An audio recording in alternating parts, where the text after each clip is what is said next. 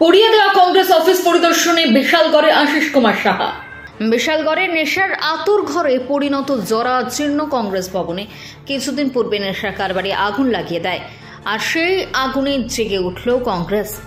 প্রদেশ কংগ্রেস সভাপতি আশিস সাহা অনুগামীদের নিয়ে রবিবার দুপুরে কংগ্রেস ভবন পরিদর্শন করেন। দ্রুত কার্যালয়টি সারাই করে রাজনৈতিক কর্মসূচি চালু করবেন কংগ্রেস আশার সভাপতি।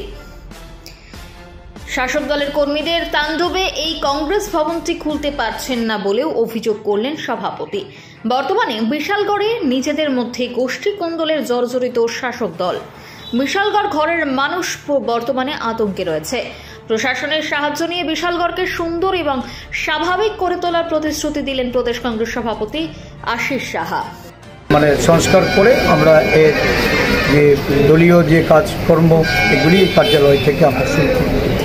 আমরা চাই মানুষকে ঐক্যবদ্ধ করতে, সবাইকে এগিয়ে এসে সহযোগিতা করা। মানুষ চাইছে বা জানতে চাইছে কবে নাগাদ আপনারা এই অফিসটা খুলবেন বা সামনের গতিতে নির্দিষ্টভাবে ডেট না, খুব দ্রুত হবে। আজকে আমি সবাইকে বলেছি, সবাইকে নিয়ে বসে আলোচনা করে ইমিডিয়েটলি একটা সিদ্ধান্ত নিয়ে কার্যালয়টির কাজ শুরু করার জন্য, এবং আমি নিজেও ব্যক্তিগতভাবে এখানে আসব। উপস্থিতি তো এটা প্রমাণ করে।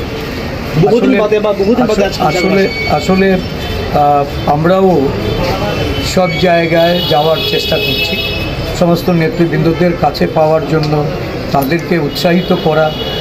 রাজ্যের এক প্রান্ত থেকে আরেক প্রান্ত অবধি পিসিসি নেতৃবৃন্দরা ছুটে বেড়াচ্ছে।